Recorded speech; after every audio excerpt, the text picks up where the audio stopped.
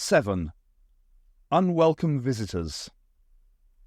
Inspector Stevens reversed his car a few metres and pulled up onto the grassy banking and into the damp clutches of an overgrown gorse thicket. Jack stumbled alongside the car, trying to pull the door open.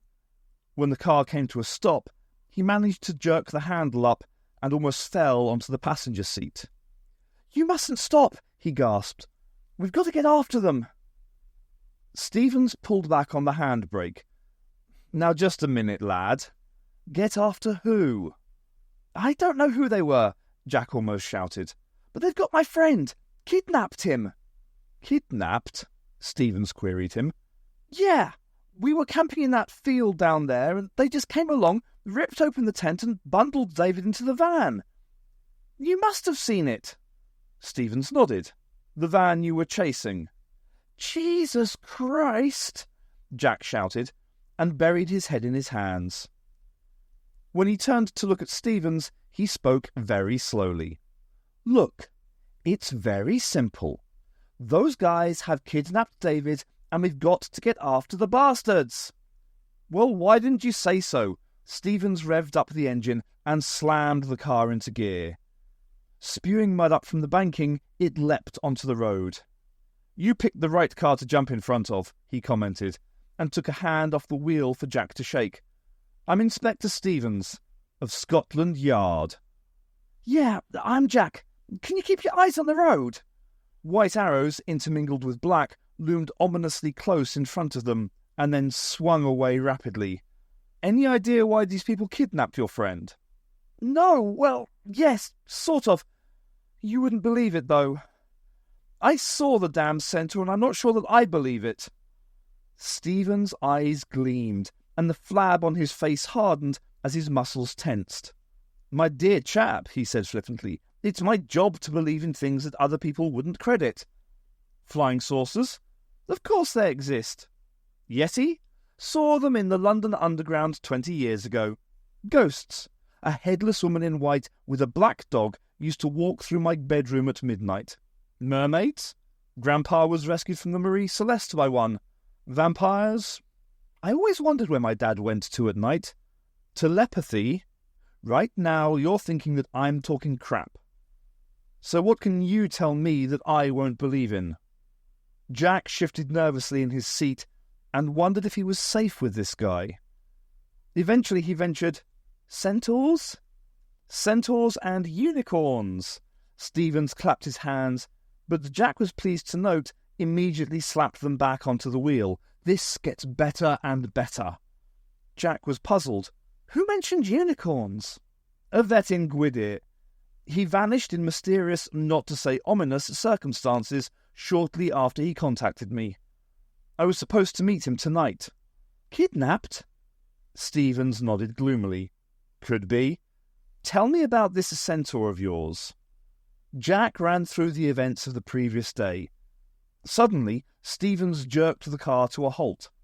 "Hughes burnt the centaur," he cried. "Hughes?" "The policeman. He burnt it? What the hell was the man thinking of? A living, sentient being, and he burnt it? I shall want words with him about that." He put the car back into gear and set off again. By now they were approaching the junction in the village. Ahead of them they saw the van. "That's the van." "You're right."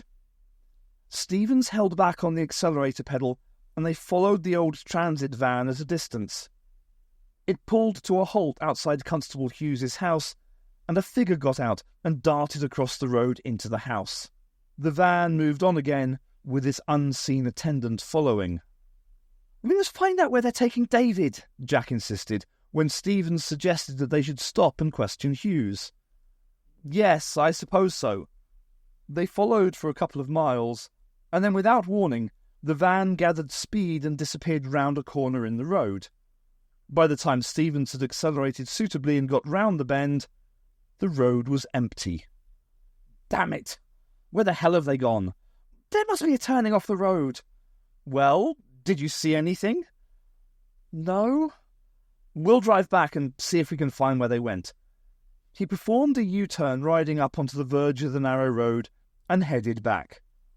Between a narrow alley of low stone walls leading up to a crossbar gate, they found the van. Stevens pulled over, blocking the van's way out.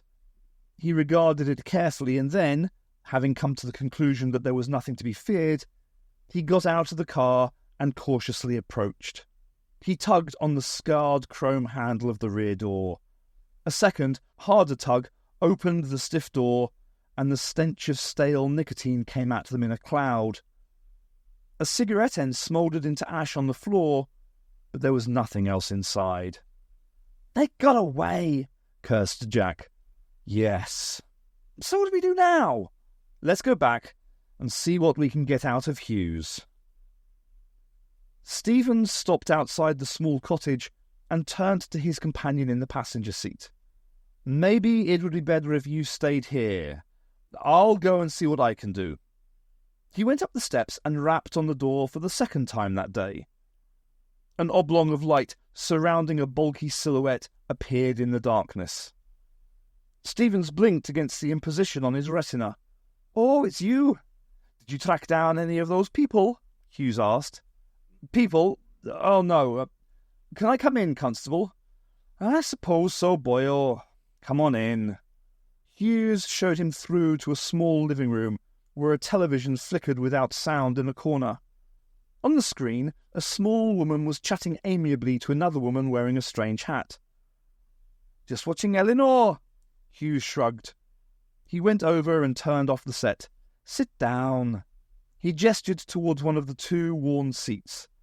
Stevens settled himself, with a little difficulty, between the stiff arms of one of the chairs. "I'll get straight to the point. Do you know anything about a centaur?" "A centaur?" Hughes feigned surprise. "Now, what do you mean by that?" "Come off it. I'll put it another way. Do you know something about a centaur, and that's why you burnt it to death last night?" Hughes chuckled. "You've been listening to those balmy American boys, is it?" "There's nothing balmy about it, Hughes." Hughes rose from his chair belligerently. "Oh, yes. Have you seen this centaur boyo, eh?" Stevens faltered, some of his confidence gone.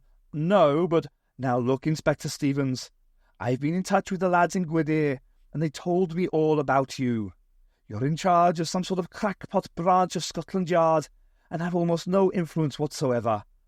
So just keep away from me with your stupid stories about flying saucers and ghosts and centaurs. I've got more important things to do." Stevens struggled up from his chair. "I may not have much power, but I am your superior officer, and I'd quite like to know what you were doing in the vehicle that kidnapped the American boy called David Gibson." "That's more nonsense. I suppose the other one told you that he had been kidnapped." "I saw the crime in progress," Stevens warned him, "and I saw the van stop outside here and you get out." "No, I think you're wrong there." "What?" "I've been watching the television all night. Somebody pushed some leaflets through the letterbox about a quarter of an hour ago. That was probably what you saw." "You don't expect me to believe that," Stevens almost shouted. The man's gall was incredible. "Believe what you like, sir. Perhaps you'd better go now. It's quite late." "Yes, perhaps I had better go. But I'll be back." The driver's door of the car was flung open, and Stevens threw himself into his seat, rocking the car on its suspension. "Damn! Didn't go too well, huh? Damn, damn, damn!"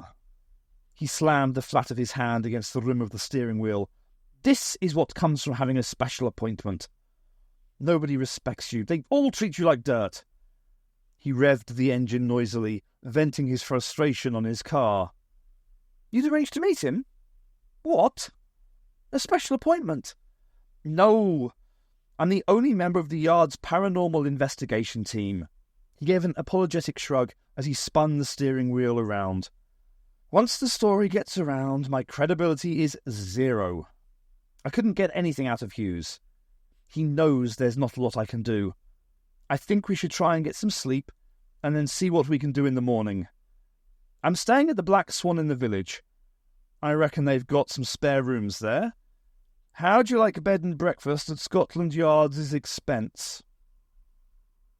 Hugh awoke bathed in a clammy sweat. He'd been dreaming about the Doctor and Ace still lying asleep, even as the universe ended around them. He knew that the Doctor could save them, but no matter how much he and Janet shouted, neither of the sleepers would awake. The bedclothes were damp, and he reached across to feel Janet beside him. Though the bed was warm and still dinted from where she had been lying, she wasn't there. And when he sat up, he realised that there was sound coming from the room below him. It penetrated his sleep-befuddled brain that the sound was the beat of rock and roll music. He eased himself out of bed, pushed his feet into the waiting slippers, and then padded softly across the bedroom floor. He stood at the top of the stairs and looked down into the darkness. A vague anxiety tugged at his mind, and he pulled open the door to the Doctor's bedroom. He was still lying there, as he had been when Hugh had last looked in. Hugh gave a sigh, and then glanced into Ace's room. She was gone. That would explain the rock and roll, and Janet must have followed her downstairs when she had been woken by the music. Hugh hurried down the stairs and quietly opened the living room door. Only the table lamp was lit, and the room was steeped in shadow. The record player turntable spun in endless circles, whilst music drifted from the box-like speakers. Ace sat, watching the spinning disc raptly, her face hidden by shade, and the mass of dark hair that hung around her shoulders. "Ace?" Hugh asked, stepping into the room. Her hand reached up and lifted the stylus from the record. She turned and rose to her feet. Hugh looked more closely. A face that he had not seen for 30 years except in photographs, and as a faded, distorted vision, was revealed to him. His mind twisted in confusion and bewilderment. "Janet?" The word caught in his throat. "Janet, is that you?" Her hands reached out to him, and he moved forward, hardly knowing what was happening. His wife's discarded nightclothes lying over the sofa barely registered on his consciousness, nor the brittle cracking as he stepped across the room. Janet. He breathed the word as he hadn't done since he was first married. He took her in his arms. Somehow, a song started to play over the speakers. A song of love. Hugh began to lead Janet in a slow dance around the room. He nuzzled her lily-white neck, revelling in the sensation. But it wasn't quite perfect. A small, triangular mark blemished the otherwise pure skin. Suddenly, the feelings changed as loving warmth shifted to the sticky coldness of death. He looked into the stranger's eyes and saw the abyss looking back. There was nothing but chilling void there. This was not Janet, nor was it Ace. He had let something into his house which had taken a familiar form. Now it wanted to be let into his soul. Hugh tried to push the phantom of his youth away, but she clung to him with all the strength of the dead. "Please, no," Hugh said. He could look down now and see the white sticks that littered the carpet. Oh, my God! The grip was released, and Hugh was thrust away into another pair of waiting arms. The Doctor's face smiled strangely at Hugh, and was the last thing he saw as the strength and substance was drained from his body.